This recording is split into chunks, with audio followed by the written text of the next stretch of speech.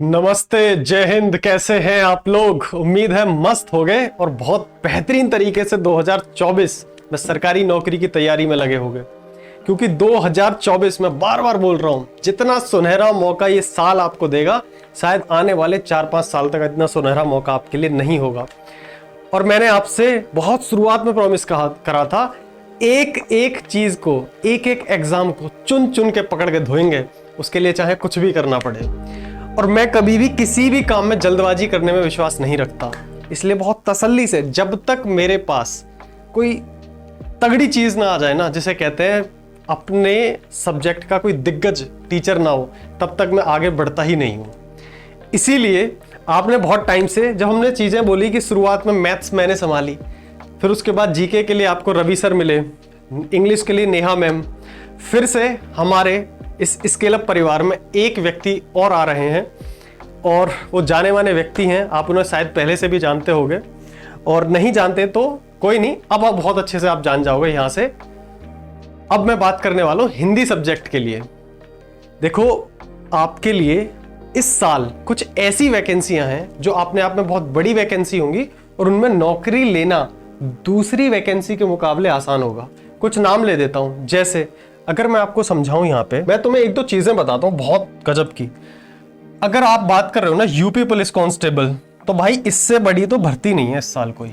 UP police constable, ठीक है भाई, ये हो गया आपका यूपी पुलिस कांस्टेबल।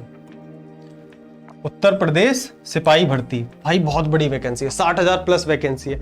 और दूसरी वैकेंसी भैया एसएससी जीडी, जो हमारे नॉर्थ इंडिया के बच्चे हैं ना, एसएससी जीडी में होता क्या है, ये आपके हाथ में होता है कि आप इंग्लिश का पेपर देना चाहोगे या हिंदी का। बट ज्यादातर बच्चे हमारे यहाँ हिंदी लेते हैं, और हिंदी में स्कोर करना कहीं ज्यादा आसान होता है, ठीक है, क्योंकि नॉर्थ इंडिया के बच्चों के जो इंग्लिश होती है वो उतनी स्ट्रांग नहीं होती, हिंदी ज्यादा तगड़ी होती है। एसएससी जीडी दूसरी बड़ी भर्ती है। इसके अलावा एक बड़ी भर्ती आएगी जिसका सब इंतजार कर रहे हैं, यू है उत्तर प्रदेश सब इंस्पेक्टर की भर्ती, यूपीएसआई, जो कि अपने आप में ये भी एक बहुत बड़ी वैकेंसी आने वाली है, और ये 2024 में आकर रहेगी। तो भाई कम से कम ये 3 बड़े एग्जाम हैं जो अपने आप में मतलब लाखों की सीट्स फुल करने वाले हैं इस साल 2024 में। और इन सभी एग्जाम में एक ऐसा सब्जेक्ट आता है जो आपको पूरे के पूरे नंबर दे सकता है, और वो सब्जेक्ट है हिंदी। इसी की कमी खल रही थी बहुत दिनों से, भैया हिंदी नहीं हो पा रही, हिंदी नहीं हो पा रही, डिमांड भी आ रही है, कमेंट भी कर रहे हो। तो भाई आपके लिए हिंदी के लिए अंकित द्विवेदी सर आ चुके हैं। ये है अंकित सर। अभी थोड़ी देर में मैं कुछ नहीं बताऊंगा, जब आप इनकी वीडियो कंप्लीट देखोगे ना, ये आपको पूरा इंट्रोडक्शन देंगे अपनी चीजों के बारे में और भी चीजों के बारे में, तो आपको वहां से एक सरप्राइज और मिलेगा। वो आप वीडियो देख के समझ जाओगे कि अब हम किस भर्ती पे पूरा जोर देने वाले हैं। और मैं कहता हूं कि मैं जिस चीज में आता हूं ना, पूरा जोश और दम रख करके आता हूं। जिस चीज में एंट्री करेंगे ना, उसमें आग लगाएंगे, और यही हम करते रहे हमेशा से। अब मैं इसके आगे कुछ नहीं बोलूंगा, इनकी वीडियो सर की आप देखोगे, सर आने वाले हैं, और सारी चीजें जब आपको समझ में आएंगी तो आप एंड तक समझ जाओगे कि अब हम किस भर्ती पे पूरी ताकत झोंकने वाले हैं। तो अंकित सर का एक बार स्वागत कर लो आप लोग, ठीक है। मैं अंकित सर को बुलाता हूं और मैं चलता हूं। ये रहे आपके सामने अंकित सर। जय हिंद साथियों, कैसे हैं आप सभी लोग? आई होप आप सभी लोग अपनी पढ़ाई बहुत सुचारू रूप से कर रहे होंगे। आपकी पढ़ाई को एक नया रूप, एक नया प्रारूप देने के लिए हम आ गए हैं अपनी पूरी टीम के साथ, आपके साथ जुड़ने के लिए। आप सभी को पता होगा, किसी भी एग्जाम को क्रैक करने के लिए जो पहला चरण होता है वो उसका सिलेबस समझना, दूसरा ट्रेंड समझना, और तीसरा प्रश्नों के आने का जो माहौल होता है वो समझना। इन 3 बातों को जिस भी विद्यार्थी ने अपने पहले अटेम्प्ट में ही समझ लिया, उसने एग्जाम को पहले अटेम्प्ट में ही क्रैक कर लिया है, ठीक है। तो आइए आज हम बात करने वाले हैं यूपी कांस्टेबल के एग्जाम में, ठीक है। यूपी कांस्टेबल के एग्जाम में हिंदी से पूछे गए प्रश्न, ठीक है, या हिंदी का क्या सिलेबस है, आपको किस पोर्शन पे, किस पार्ट पे ज्यादा जोर देना है, किस पार्ट को अगर हम नहीं भी पढ़ेंगे तो भी काम चल जाएगा, कौन सा ऐसा पार्ट है जिसको हम बिना पढ़े आगे नहीं बढ़ सकते, इन सारी चीजों पर हम आज बात करने वाले हैं। और किस चैप्टर से कितने प्रश्न आपके पेपर में आते हैं, इस पर भी आज हम बात करेंगे, ठीक है। तो चलिए शुरू करते हैं हिंदी की पावरफुल तैयारी और देखते हैं कैसे क्या होगा। मैं अंकित कुमार द्विवेदी आपको हिंदी पढ़ाने के लिए आ चुका हूं। तो सबसे पहले हमें यह जानना होगा कि भाई हमारा सिलेबस क्या है और हमारे एग्जाम में किस भाग से कितने प्रश्न आते हैं। तो सबसे पहले भाई आपका जो पेपर होता है वो एमसीक्यू बेस होता है, ठीक है, और टिक मार्क करना होता है आपको, ठीक है, 4 में से एक प्रश्न चुनना होता है, पेपर दोनों लैंग्वेज में आता है, 4 चीजें इसमें आपसे पूछी जाती हैं, ठीक है। पहला जो होता है वो आपका जीके होता है, जीके एंड जीएस, ठीक है, जीके एंड जीएस। दूसरा जो होता है आपका, ठीक है, इसमें आपको मैथ्स एंड रीजनिंग हो जाती है, मैथ्स हो गई, रीजनिंग हो गई और हिंदी हो गई। तो 38, 38, 37 और 37 इस तरह से आपको प्रश्न पूछे जाते हैं। हमें जो इस वीडियो में बात करनी है वो बात करनी है सामान्य हिंदी के जो 37 प्रश्न हैं वो आप कैसे टैकल करोगे, इन प्रश्नों को आप कैसे हल करोगे, ठीक है। समझिए, टोटल 150 क्वेश्चन का आपको पेपर मिलेगा बेटा, ठीक है, जिसमें 2 नंबर का आपका पेपर होगा, मतलब पर क्वेश्चन होगा, जिसके हिसाब से आपको 300 नंबर, टोटल 300 नंबर आपको प्राप्तांक होंगे, ठीक है, जो टोटल होंगे आपके वो 300 होंगे। अगर आपने एक प्रश्न गलत कर दिया, यानी कि 2 नंबर का प्रश्न गलत कर दिया, तो आपका आधा मार्क्स काट लिया जाएगा, ठीक है, गलत उत्तर के लिए 0.5 अंक काटा जाएगा। तो ये बात आपको ध्यान रखनी है। अब आ जाइए सामान्य ज्ञान, इससे हम बाद में देखेंगे या जो इसका टीचर होगा वो बताएगा। हमें जो बेसिक बात करनी है वो करनी है हिंदी पे, कि सर हिंदी कैसे टैकल करी जाए, किन चैप्टर से स्टार्ट किया जाए, किन चैप्टर पे खत्म किया जाए, क्या पहले जैसा ही पेपर आएगा या क्या जो 2-4 साल पहले पेपर आता था हिंदी से सरल सरल प्रश्न पूछे जाते थे और लोगों की ये मति भ्रम होता था कि अरे हिंदी तो कर ही लेंगे, वो तो अपने घर की है, ठीक है। हाल फिलहाल में 2-3 साल के जो पेपर अगर आप उठाकर देखोगे, स्पेशली 2021, 22, 23 से, तो आपको पता चलेगा कि हिंदी का लेवल बहुत अप कर दिया गया है। अगर आप ऊपर ऊपर से हिंदी पढ़ रहे हो तो आपके लिए समस्या है बेटा, आपको पूरी प्रॉपर हिंदी पढ़नी पड़ेगी, अन्यथा समस्या आपको दिखाई पड़ेगी। अब देखो हिंदी में जो पहला भाग है वो हिंदी और अन्य भारतीय भाषाओं से पूछा जाएगा। भाषाओं से प्रश्न आते हैं, ठीक है, भाषाओं से प्रश्न आते हैं। तो ये 4 खंड है, देखो पहला खंड ये है, दूसरा खंड क्या है, हिंदी व्याकरण का मौलिक ज्ञान। अच्छा, इसमें ये सबसे बड़ा पार्ट है, ठीक है, सबसे बड़ा हिस्सा है ये। उसके बाद अब इस पर हम बात करेंगे। उसके बाद ये आपका अपठित बोध या अपठित गद्यांश जिसे आप कहते हो, 3rd पार्ट है। चौथा प्रसिद्ध कवि, लेखक और उसकी रचनाएं, ये काफी पूछा जाता है, लगभग 4 बार क्वेश्चन इससे पूछे जाते हैं, ठीक है, तो ये ध्यान रखना है आपको। उसके बाद पुरस्कार और विविध, विविध से भी एक क्वेश्चन 2 क्वेश्चन आता है। तो ये मेन 6 टॉपिक हैं, लेकिन इसमें जो सबसे बड़ा टॉपिक है वो कौन सा है, व्याकरण का है।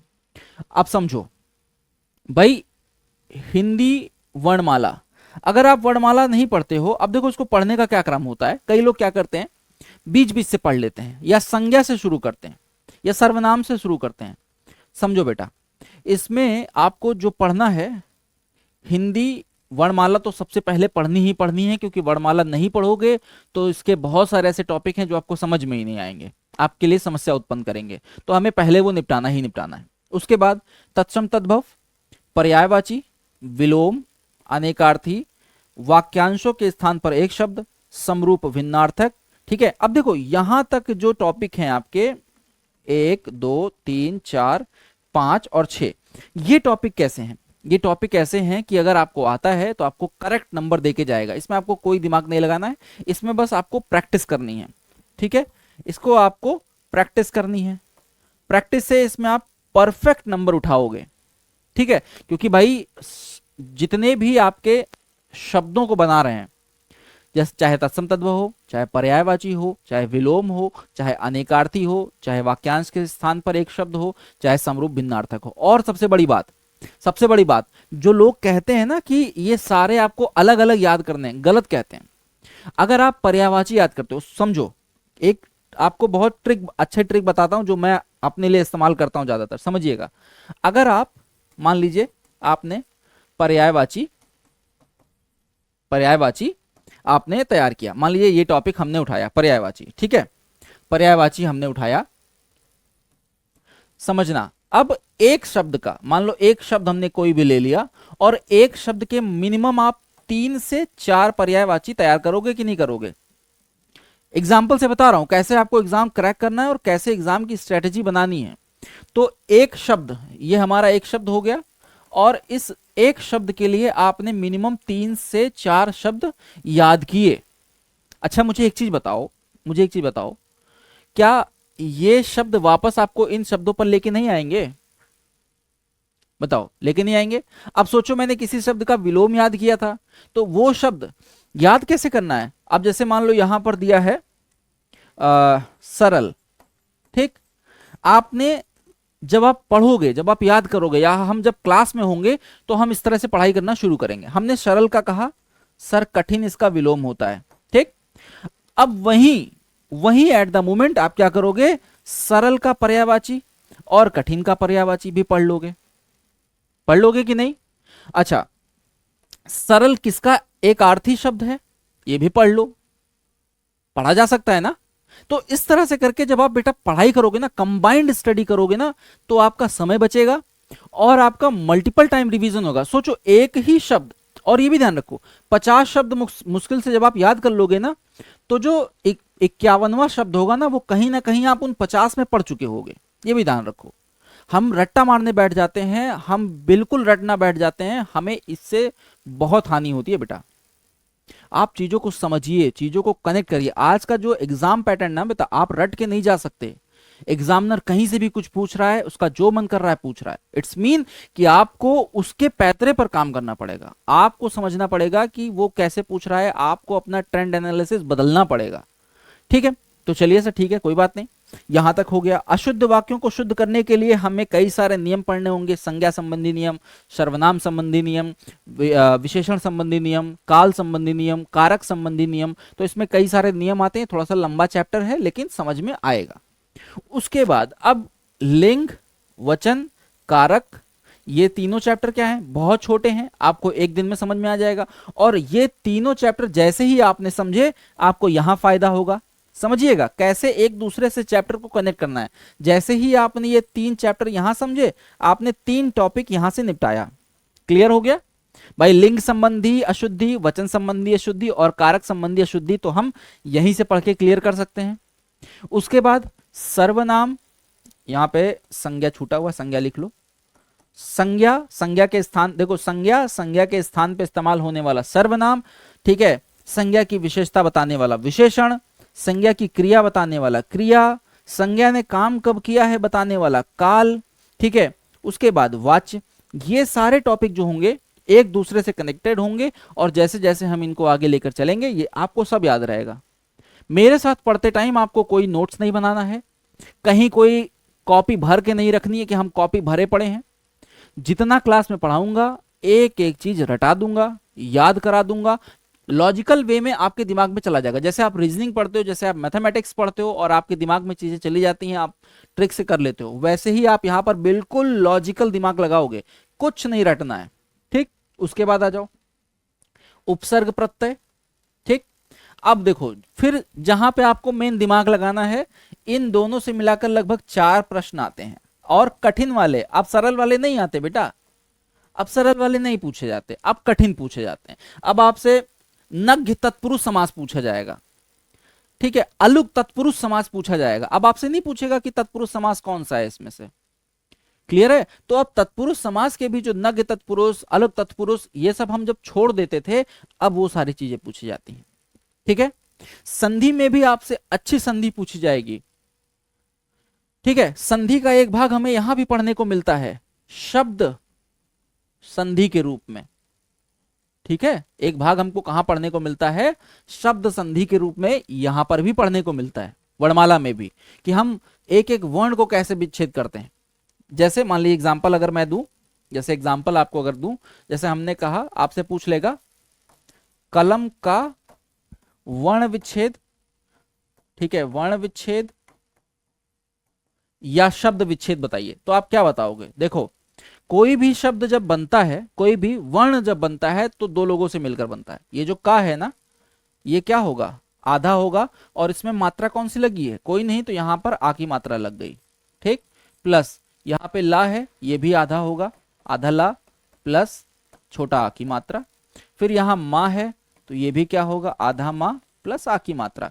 तो ये भी आपका क्या है बेटा, संधि का ही एक भाग है। और जब हम यहां पे पढ़ चुके होंगे तो आपको संधि में यहां सहायता मिलेगी, समझ रहे हैं ना कैसे एक दूसरे से सारे चैप्टर मिले जुले हैं, सारे चैप्टर एक दूसरे से मिले जुले हैं। ठीक है, उसके बाद विराम चिन्ह हो गया, मुहावरे लोकोक्तियां हो गई, रस छंद और अलंकार, ये 3 टॉपिक आपको पढ़ने पड़ेंगे अच्छे से, इनसे अच्छे प्रश्न आते हैं।